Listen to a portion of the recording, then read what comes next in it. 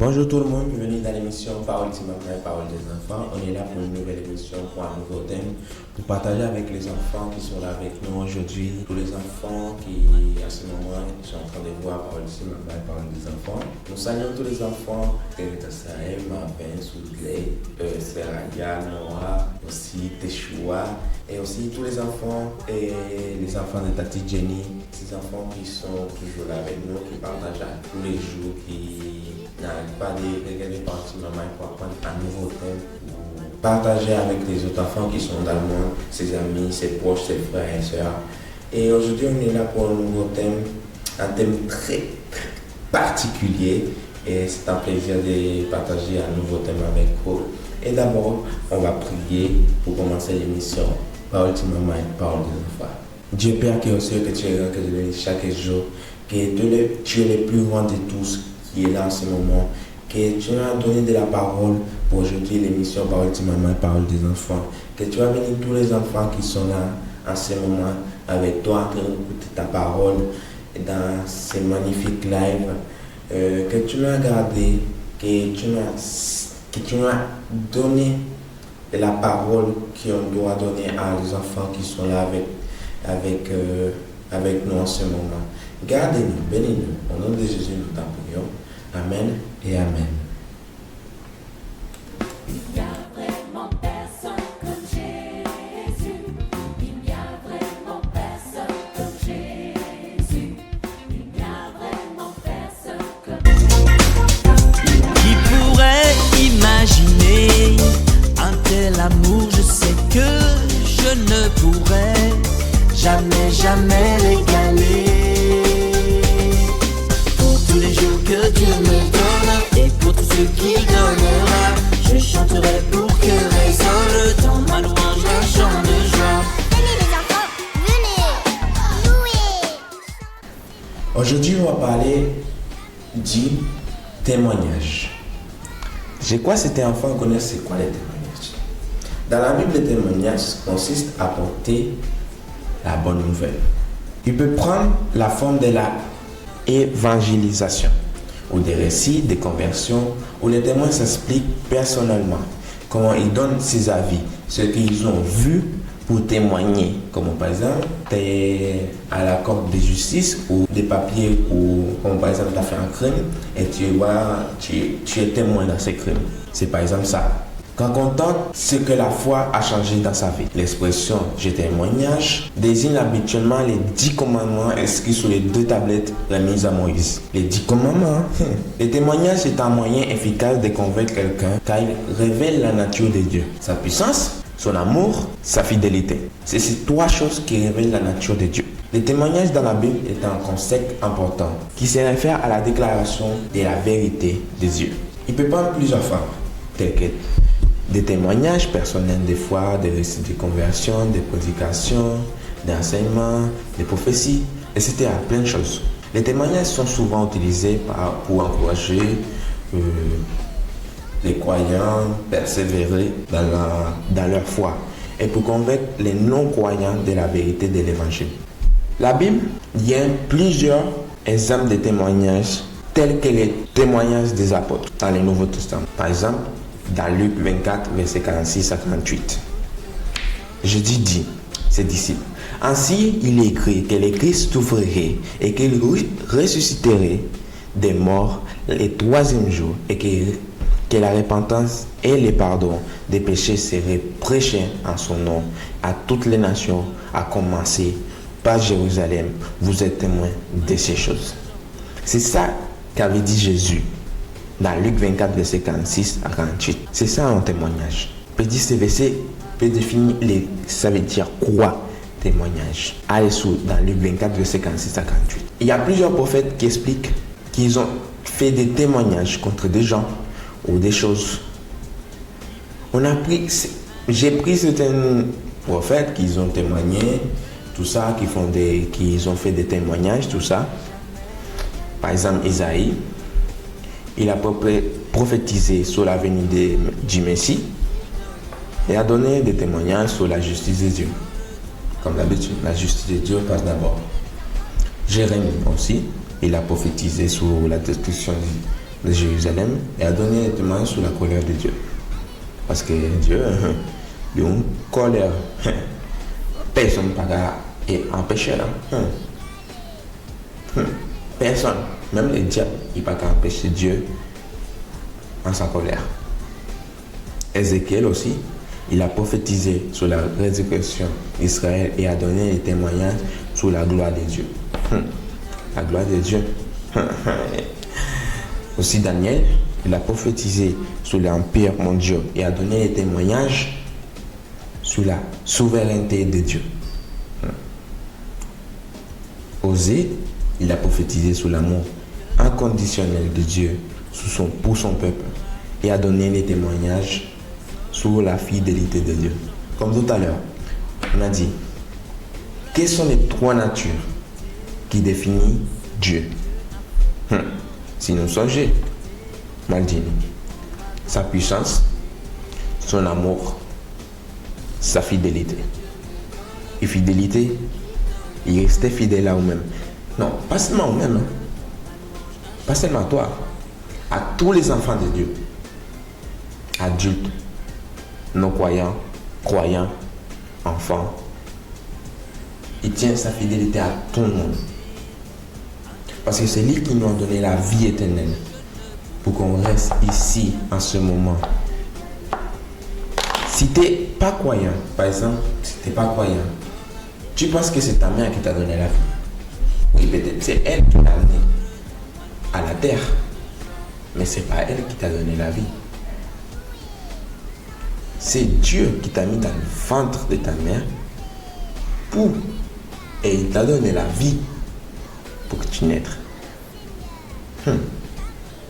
C'est Dieu qui t'a donné la vie éternelle.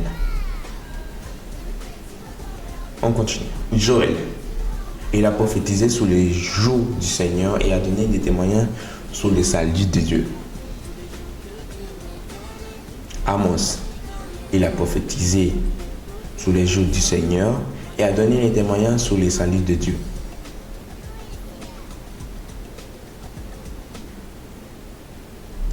Abdias, il a prophétisé contre Édom et a donné des témoignages sur les jugements de Dieu. Les jugements, tu peux pas. Les jugements, c'est un truc qui est très. Quand Dieu va te juger les derniers jours, quand il va faire les jugements, ça va être chaud. Les jugements, c'est des choses sérieuses. Faut pas rigoler avec ça. Par exemple, Jonas, il a prophétisé à Ninive et a donné des témoignages sur la miséricorde de Dieu. Il y a plein de prophètes qui ont fait des témoignages prophétisés dans plein de villes différentes. Ils ont prophétisé. Les témoignages, c'est l'action de rapporter ce qu'on a vu, entendu, ce qu'on sait. Peut-être ça peut être une déclaration orale ou écrite, attestant comment qualité monde ou une disposition d'un témoin en justice ou en texte pour raconter de faits vécus, comme des choses, des histoires qui sont passées, comme des choses qui se sont passées. Si tu as vu ces choses, tu vas expliquer soit en oral, comme en parlant, en écrit, soit en papier, une disposition d'un témoin en justice ou en texte.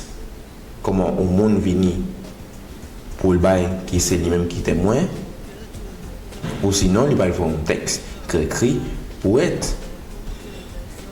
rencontrer les propos les faits vécus. Il y a plusieurs versets qui peuvent expliquer ça. C'est quoi les témoignages? Par exemple, Jean 3, verset 33. Celui qui a reçu son témoignage a certifié que Dieu est vrai. Belle parole, hein? Belle parole. Parce que, tu sais pourquoi? Parce que moun qui dit, qui baille un témoignage sur Dieu, il certifie que Dieu est vrai.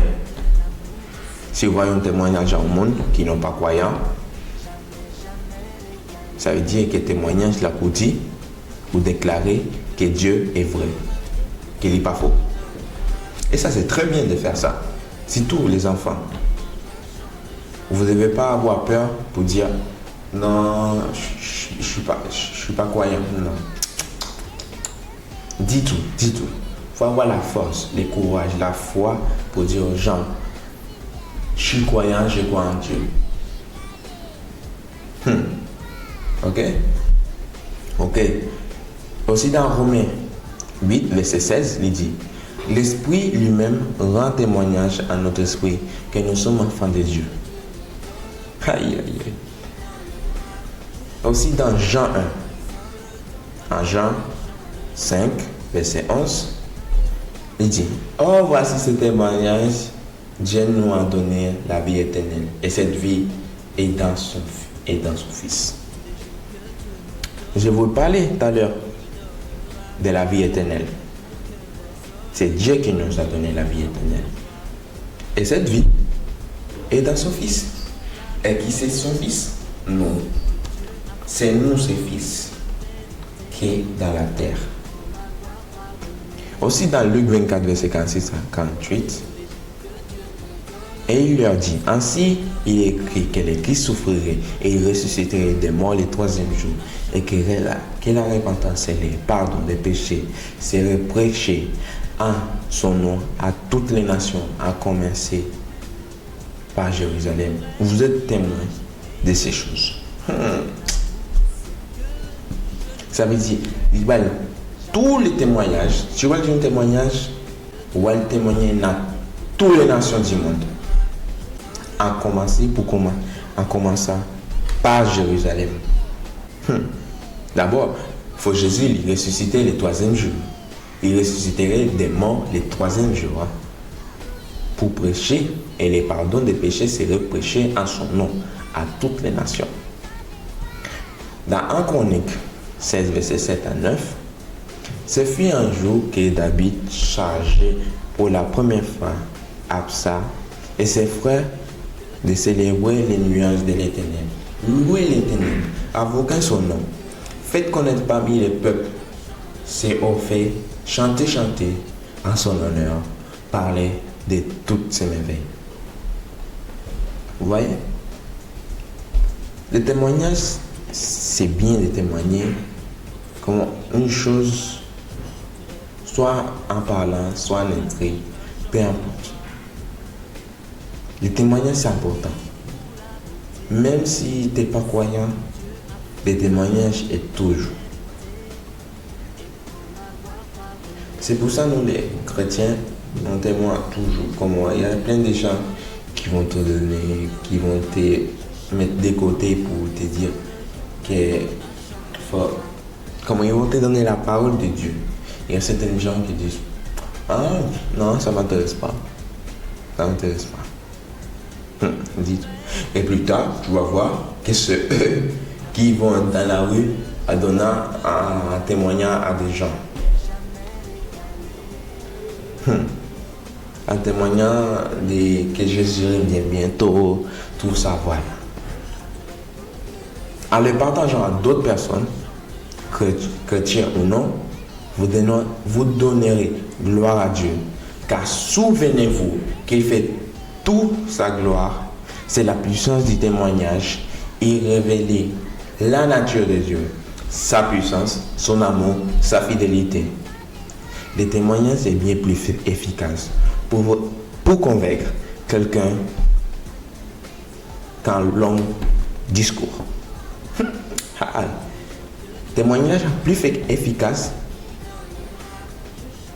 qu'un long discours. Parce que un discours c'est plus long qu'un témoignage. Un témoignage ça dure maximum 2 minutes pour dire un bail direct. Mais un discours ça va prendre 30 minutes pour dire un bail.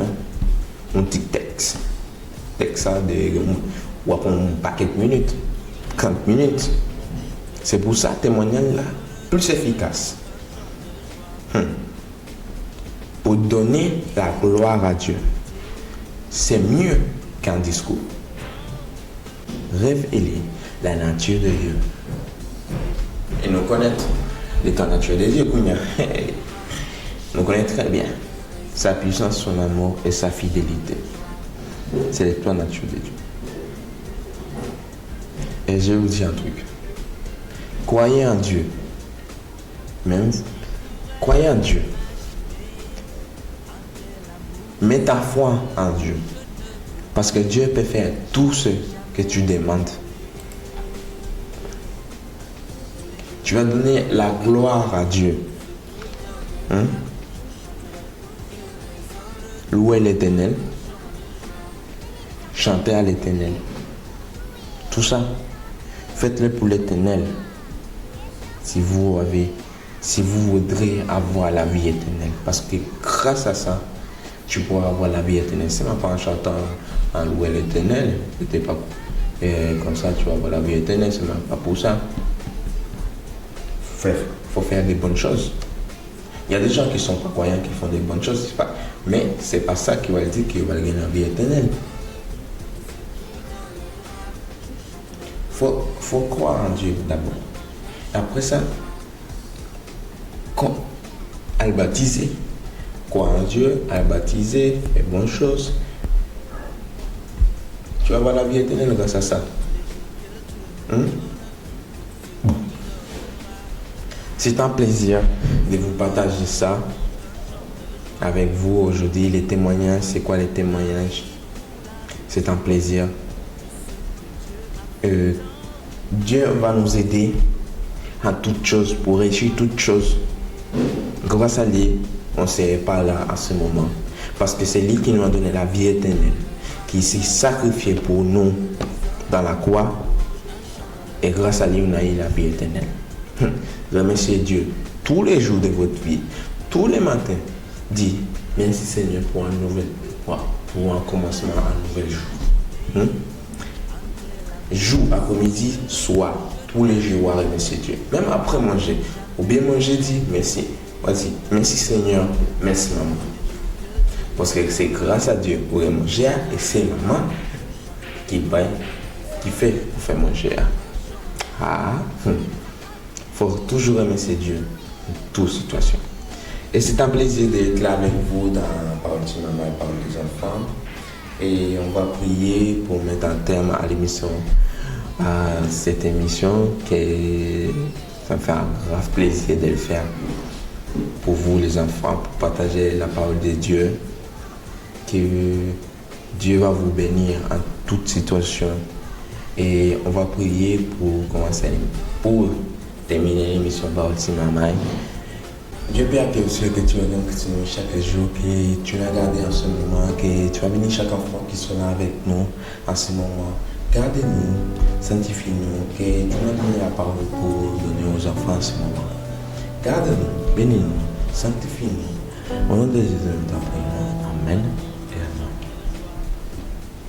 amen. Bon, c'est un plaisir d'être là avec vous aujourd'hui, c'est un grand plaisir.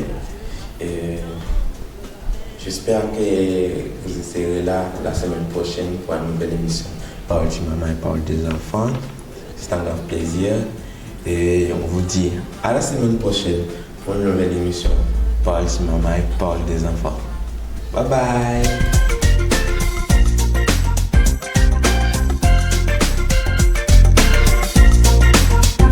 Qui pourrait imaginer un tel amour? Je sais que je ne pourrais jamais l'égaler.